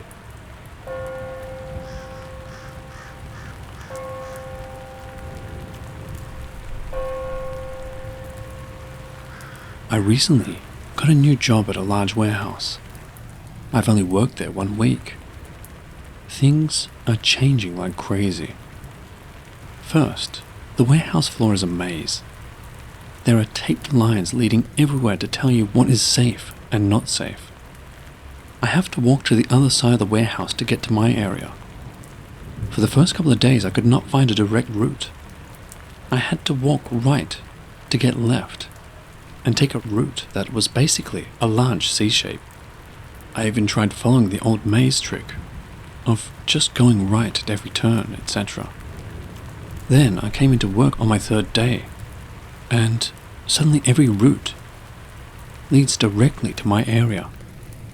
I can basically walk a straight line there now. It is hard not to end up in my area, when before it was hard to find. The tape is not new. It's obviously old and worn. It goes through areas that I know were blocked off. I've found 5 different paths that all go pretty direct, and the path I had figured out before no longer exists. Second, people that I met in the first few days don't exist anymore. One person I talked to a few times every day no longer recognizes me. There are a couple people I can't even find. It's possible some people went on vacation or got fired, but the one person not knowing who I am anymore is disconcerting. Third, this is the reason I had to post. I went into a restroom today. I've been in there before. It had 1 urinal and 2 stalls. 1 normal stall and 1 larger stall. Today I went in and both stalls were open. The smaller stall was not flushed, so I skipped it and went into the cleaner, larger stall. While I was in the stall, someone went into the stall next to me. I saw their boots under the stall wall, and I could hear them lower the seat. Then nothing. I had looked away, and when things went silent, I glanced over and no longer saw their boots. I thought nothing of it at the time. Figured they had left and I missed it. When I came out of the stall, I went to wash my hands and noticed, in the mirror, that the stall I came out of was now the only stall that existed. 1 urinal, 1 larger stall. The smaller stall had disappeared. I had to turn around to double check, just in case it was a weird point of view thing. Nope. A stall went missing while I was in the other stall. I thought I was going crazy. I will watch for more changes. The first couple of things were more odd and disconcerting, but the third one was too much. Has anyone else had something like this happen?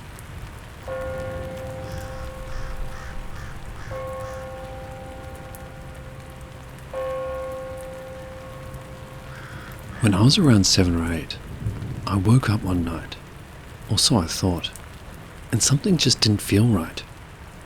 Just an uneasy feeling washing over me, and a fearful feeling coming in waves. I got out of bed to look for my mum or dad because, well, at that age, when you're scared, that's what you do. As I walked through the house, the feelings intensified and seemed to be leading me to a certain room. As I came through the door of the family room, I saw something that, to this day, is burned into my mind. At the back of the room, hovering off of the floor, bound in what looked like black vines, were my mum, dad, and brother. They were all unconscious, and in between my parents and sibling was this floating presence, long black hair down to her knees, partially covering her face, and she had her arms spread out to each side. My parents were connected to her on one side, my brother on the other. She was wearing some sort of white dress or sheet. I'm not sure which, because the thing I couldn't look away from was the face. More so, the eye I could see. It was filled with so much malice and hatred. She was so pale and so terrifying, but her black eyes were endless. I stood in complete shock and fear at what I was seeing, not knowing what to do. But then something screamed in my head, "Run!" And I did. I bolted back to my bed, and as I ran, I knew she was chasing me. I could feel it getting closer and closer, and I was crying so hard. I got to my room and threw myself in my bed, yanking the covers up over my head.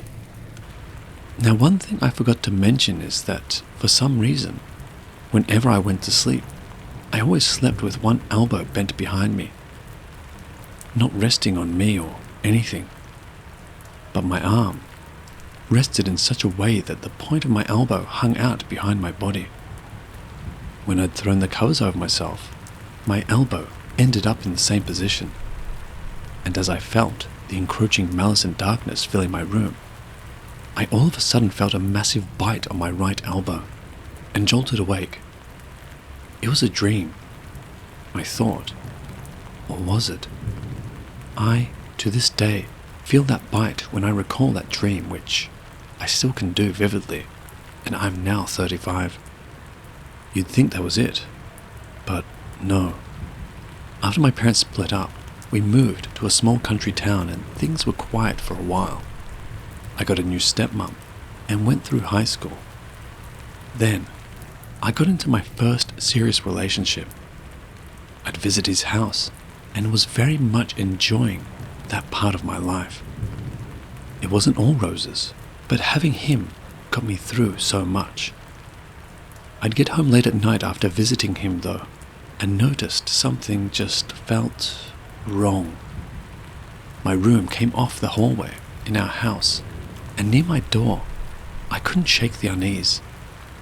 And the unease crept up to fear.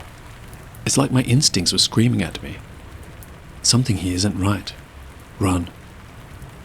But, I mean, what could I do? So I'd just quickly walk past and go to the bathroom and get ready for bed.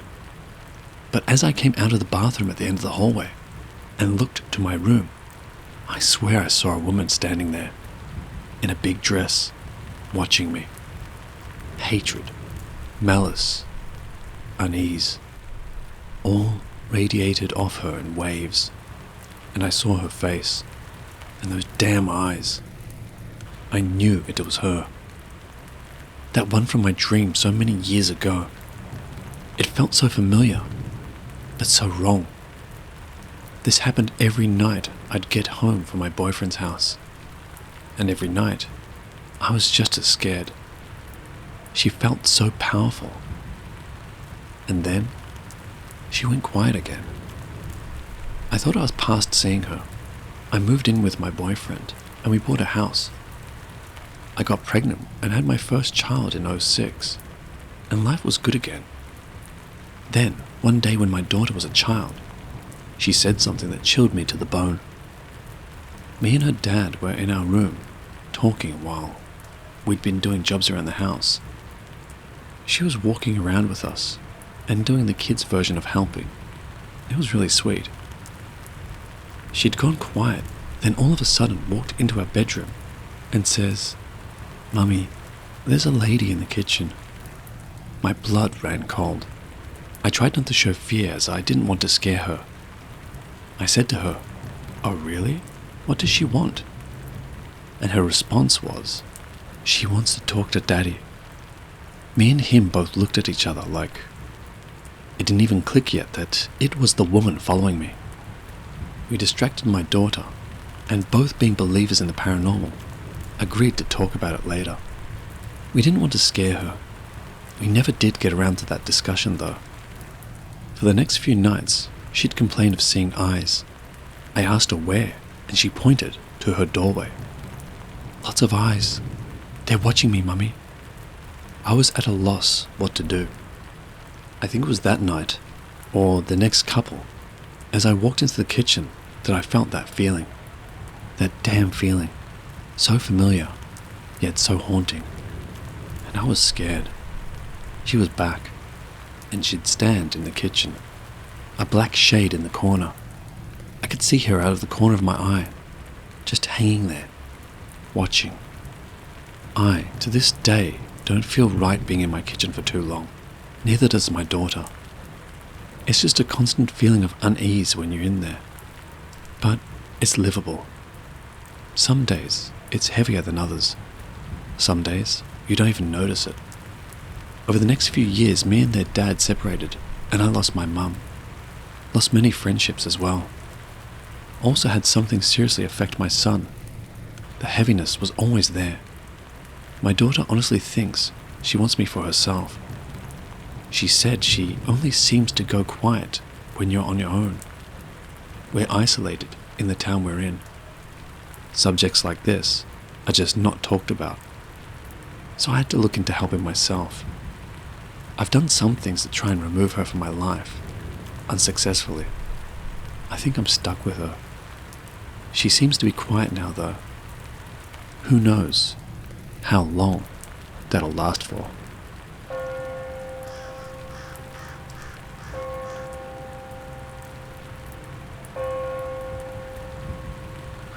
Disclaimer, I'm not the best storyteller, but I'm not here to dramatize or exaggerate a spooky story either. Just thought I'd give my real experience. Not anything super crazy, but I hope this is the right place to share it.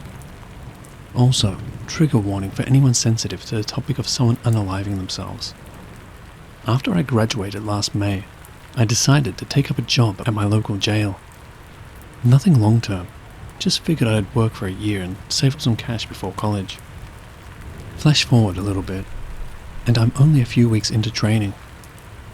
I've always liked the idea that ghosts really existed, but at that point, I really couldn't say I ever actually saw one. However, that all changed while taking post one night. The time was a little after 5 a.m, and I was sitting behind my desk, absolutely bored to tears. So, being a good little deputy, I was spinning around in my chair, honestly, trying not to fall asleep. This was hour 11 of a 12-hour shift, so I'm just killing time before I get to go home. Now, to give you a little visual of where I am, I'm in a big, giant room with a bunch of cells. At one end of the room is the officer's desk, with big windows behind it. These windows are super reflective, so officers can look into the pod from the hallway, but inmates can't look out into the hallway from inside the pod. At the other end of the pod are the cells. This particular pod has some cells that were behind a second pane of glass. Still with me?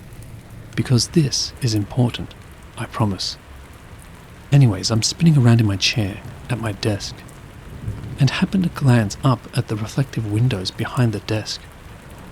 As I do, some movement catches my eye upstairs. There is someone walking around upstairs, out of their cell, but behind the glass. I stare at disbelief for a moment, and instantly freak out. I'm thinking somewhere along the lines of, holy shit, who the hell is out of their cell at this hour? Oh man, my ass is grasped. I quickly turn around and see no one up there. I scramble and check the monitor that gives me control of the cell doors and make sure all of them are locked, which they are. I even go up there myself and make sure everything is as secure as it can be. Somewhere in the middle of me making sure I'm not about to get fired, it dawned on me. That was a ghost. There was no mistaking it. I 1000% saw someone up there. Now, I don't mean I saw a quick little shadow or a suspicious looking speckle of dust. No, I was distinctly looking at someone in an orange jumpsuit walking around up there. I could tell you this guy's haircut, his height, general build, and even what kind of beard he had. To be honest, I was totally banking on this happening at some point. I mean, from my first day I could tell that place was uber haunted. So I immediately get my corporal on the horn and tell her excitedly that I saw a ghost. But things don't end there. After that I was bragging to anyone and everyone about my little encounter, with some mixed reactions. My sergeant says he doesn't really believe in ghosts, but some deputies told me they've definitely seen some paranormal stuff on duty too. However, it's what the sergeant on day shift shared that has really stuck with me. He told me that they had an inmate take his own life in that same pod a few years prior. I'd already been told that by a few people who have been there for a while. I gave a description of the guy I saw, and we decided to look up the inmate, just to see if they looked the same. It was him. It was definitely the guy I saw walking around upstairs. Right down to his skinny face and the billy goat beard. There was no mistaking it. I've talked to some inmates about it, and I've had more than one tell me that sometimes they can see and hear someone walk by their cells and peeking in at the late hours of the night. It can't be a correctional officer they're talking about, because they're always wearing an orange jumpsuit. Well, that's my spooky experience. I really didn't have any notable encounters after that, but I'd be happy to answer any questions any of you might have. But I hope you found this interesting.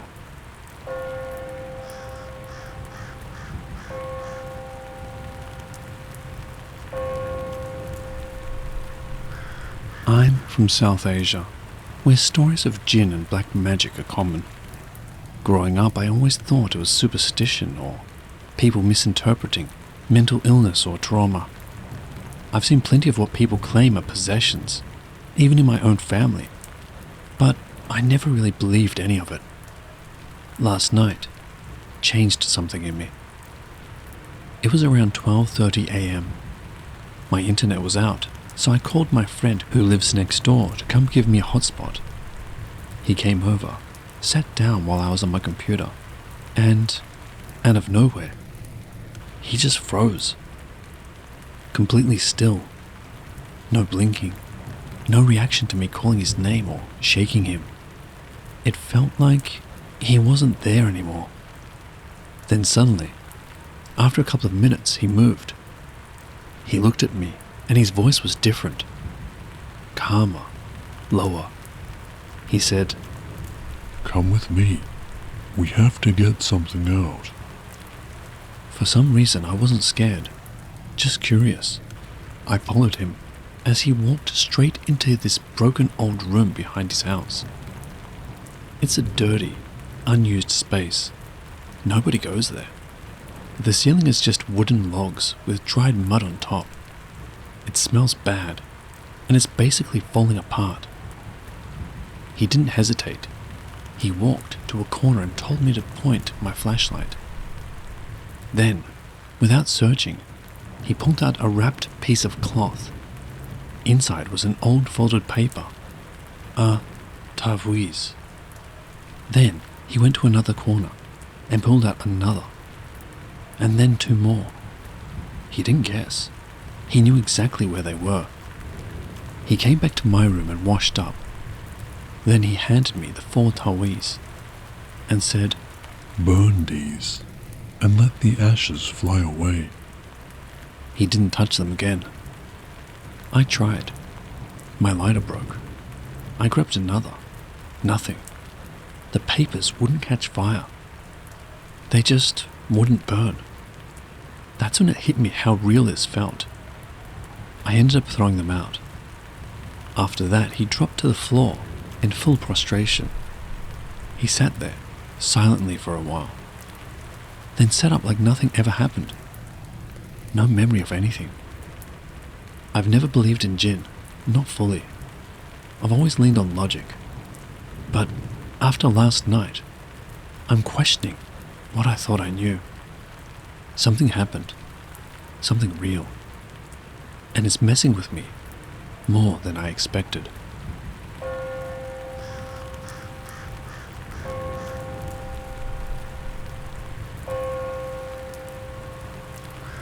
This incident happened a couple of years back. I was staying at my grandparents' house in Malaysia during the December holidays.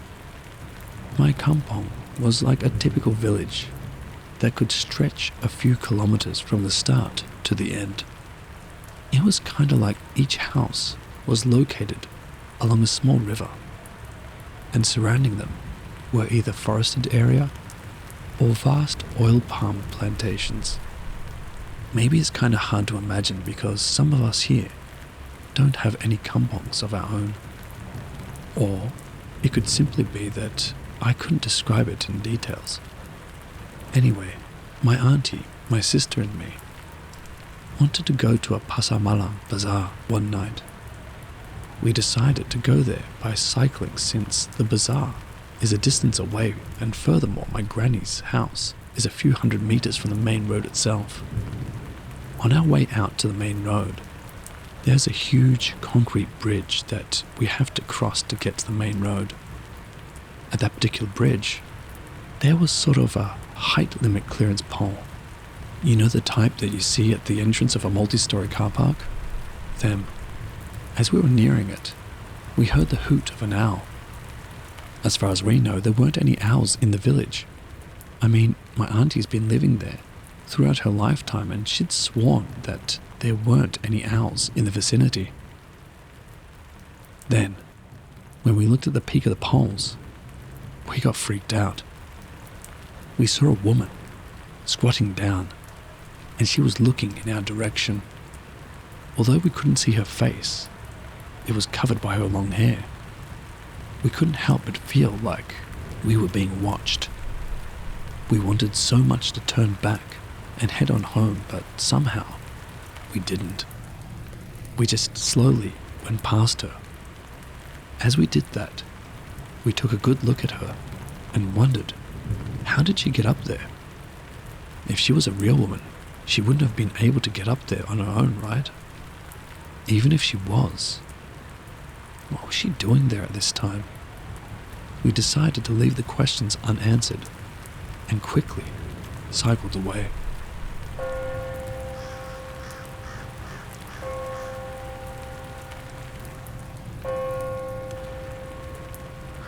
I'm not going to give you my real name or the route I was working on, but I'll tell you about a job I had back then. I was a driver on the late night N bus routes. If you don't know what that is, they're the overnight buses that run when the subways are shut down. The shifts start around midnight and go until sunrise. Most nights the city is a different world during these hours. Quiet, empty, unsettling, in a way daytime Seoul never is. I'm still a bus driver for the same company, but I work day shift now. That's one of the main reasons I don't want to disclose any personal information. This happened a few years ago, during one of my 2 a.m. runs. My route passed through a stretch of wide roads with tall apartment buildings on both sides. At that hour, most stops were completely empty, just flickering lamps and the hum of my bus engine. But at one stop, a particularly isolated one, I saw him. A man standing alone at one of the stops. Early 20s, tall, wearing a thin hoodie and jeans. Something about him looked off. His shoulders were slumped forward too much, like he was exhausted or hurt. As I pulled in, I noticed something else. He wasn't just standing. He was swaying. Just slightly. Barely noticeable unless you stared. Head down, hands at his sides, body rocking like he couldn't keep himself balanced. I slowed the bus and opened the front doors. "You getting on?" I asked. He didn't look up. Didn't move. Just stood there, swaying. I was about to say something else when he suddenly stepped forward in 2 quick, unnatural movements, like his brain sent the signals too late. He climbed onto the bus without tapping a card. Didn't look at me. Didn't say a word. He walked straight down the middle of the bus and found a seat closer towards the back, still facing forward with his head lowered. As I pulled away from the stop, I checked the interior camera. Every bus has a small monitor showing the inside. He was sitting perfectly still now. Too still. Hands on his knees, head angled down, like he was concentrating on something only he could hear. A few stops later, I tried speaking to him again. "Hey, where do you need to get off?" No answer. He didn't even twitch or give any indication that he heard me. He just sat there like a mannequin someone had placed on my bus. I kept driving, checking the mirror every few seconds. That sick feeling in my stomach kept crawling higher. Eventually I looked in the monitor and froze. He wasn't in his seat anymore. My whole body locked up. I hadn't stopped the bus. I hadn't heard footsteps. He should have been right there. Row 4. Right window seat. I tapped the brake and let the bus roll to a slow stop and flicked on the hazard lights. My first thought was that he collapsed in the aisle or maybe between the seats. I grabbed the flashlight, stood up and carefully walked to the back. No one. No footprints. No dropped belongings. Nothing. I hurried back to the driver's seat, shaking, and checked the interior camera again. And that's when I saw him. He was standing directly behind me, in the camera's blind spot, the one corner you can't see when you're sitting around. His head was still down, but now I could see his face. His skin was too pale, grey almost, like someone who'd been in cold water too long. And his mouth? It hung slightly open like he was trying to breathe but couldn't. I knew that if I turned around physically, he'd be inches from my shoulder. I stared at the screen and whispered, "Please, just get off the bus." He didn't move. Then the camera glitched. A quick flicker. And he was gone. Completely. No transition, no footsteps, just gone. I drove straight back to the depot without picking up another passenger. A supervisor checked the CCTV later. According to the recording, the bus was empty the entire time. No young man got on or got off. I quit the N bus route a few weeks later and switched over to day shifts. Sometimes late at night when I drive past an empty bus stop, I still see someone standing there. A tall young man in a hoodie with his head down, swaying slightly like he's waiting for me to pull over.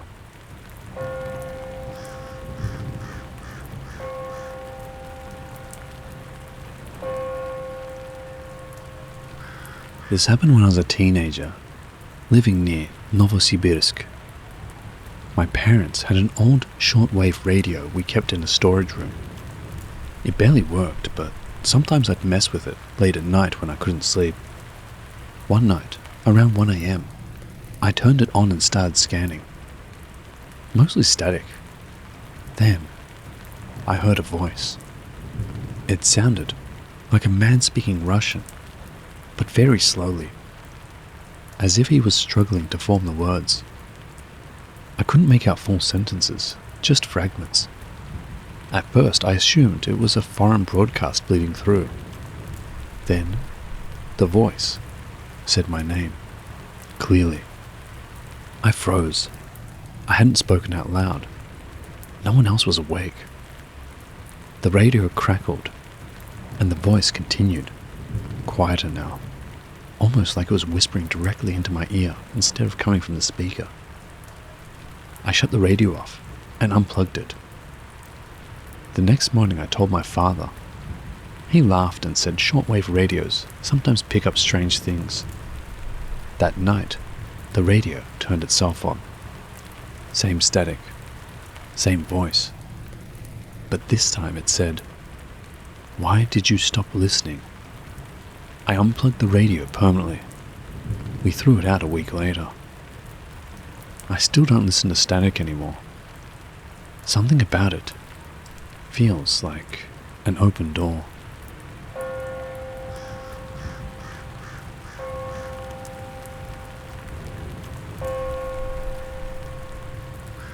I found the courage to post this after reading the numerous sightings of North American mythical creatures, specifically the short people that seem to go by many names across the tribal regions of America.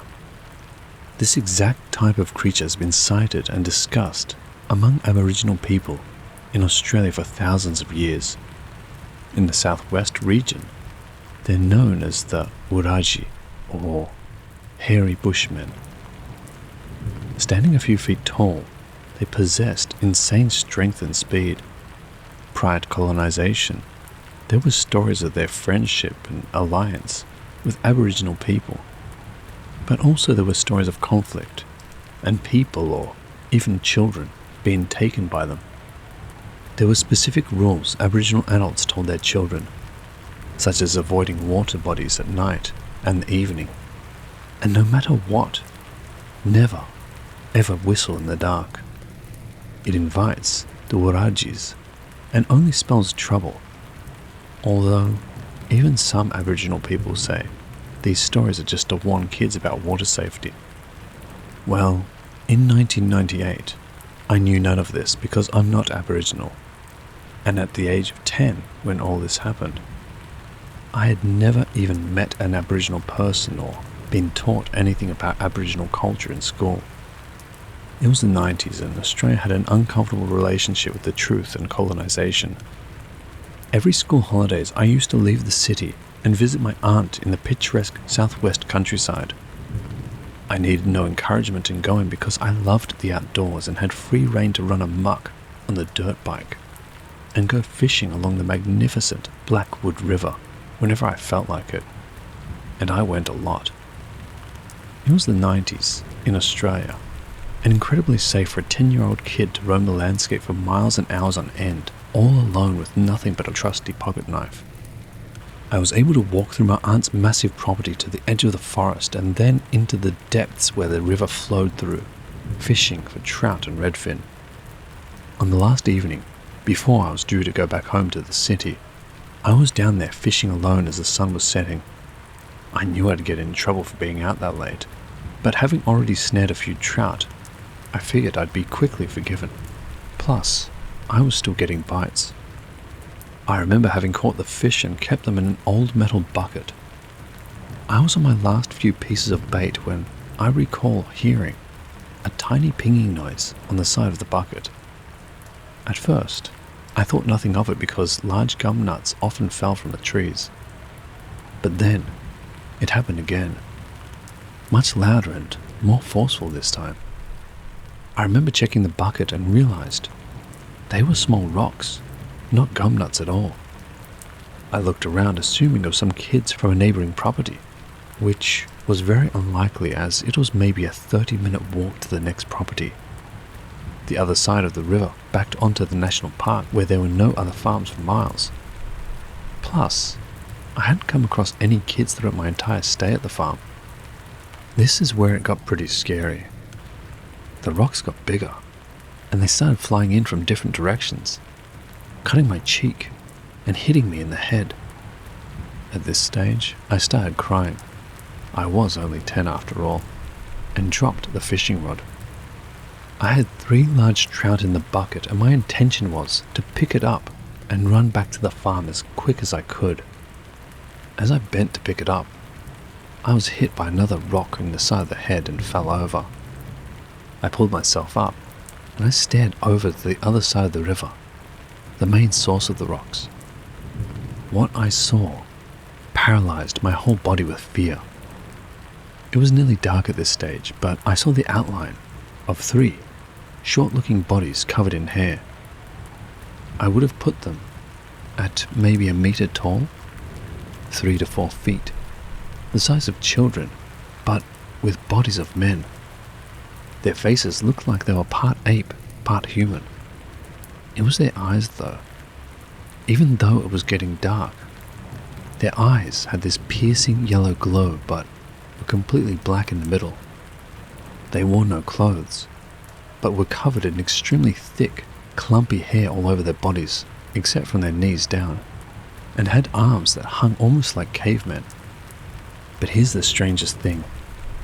They stared at me, almost without moving, like literal statues, with a curious expression fixed on their faces, and making absolutely no noise whatsoever. It made no sense, as only a few moments before, rocks were pelting in from all directions, and yet now, they appeared frozen except for their eyes, which followed me. I managed to pull myself up and ran faster than all hell. My aunt was standing on the balcony and watched me tear through the long grass as quick as I could, with blood and cuts on my face. I told her everything, and she called the police. One officer came by to get a statement. He said he'd visit some of the other farms around town, but he was certain there weren't any other families in the area. My aunt just assumed I couldn't see the figures properly due to the lack of light, and maybe even suffering concussion from the rocks that hit my head. She assumed they were kids or teens. I know what I saw though, and I'll never forget those murderous-looking yellow eyes. The next morning I went with my aunt to collect my fishing rod and buckets. My aunt was so shocked to see the fishing rod and bucket still there. She thought it was an opportunistic crime. We checked the bucket, and what we saw made our skin crawl. 3 perfect trout skeletons were floating in the bucket. Not one morsel left. We don't have bears or wolves in Australia, and even the odd dingo or fox wouldn't devour an entire fish and leave its skeleton there, especially without the bucket being tipped over. The whole ordeal was terrifying, but as things tend to happen when you're a kid, you just forget about it, or it lives somewhere in the back of your mind, rent-free for a while. The police officer found nothing of note, and as nothing was stolen, there was no need for further inquiry. It was the talk of the country pub for a few weeks though. My aunt was a local. The town had experienced odd things throughout the years, such as the sighting of tiger-like animals in the deep forest, and other strange noises and happenings reported by lumberjacks in the deep forest. It wasn't until I got into my 20s and became a social worker that I started working with Aboriginal communities in town. During celebratory events, I came to learn of the different Dreamtime creation stories, and eventually, I had the confidence to tell an elder about what I went through. He recognized it as the Warajis straight away, and he said I was lucky to leave that forest alive. He seemed to think that they must have believed that I was an Aboriginal boy.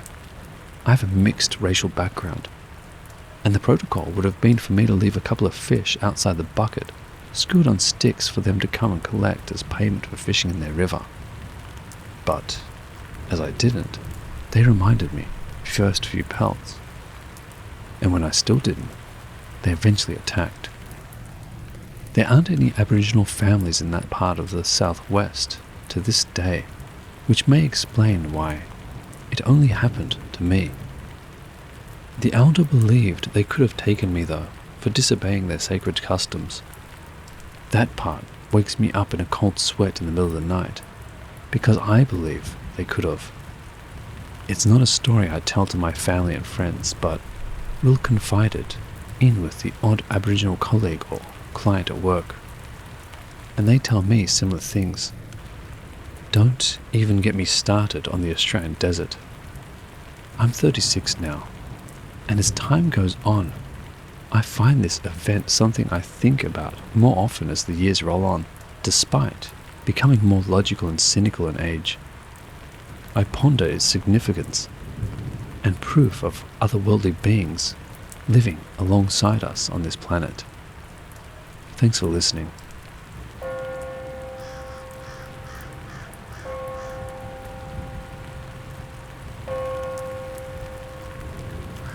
Hello, watchers and listeners.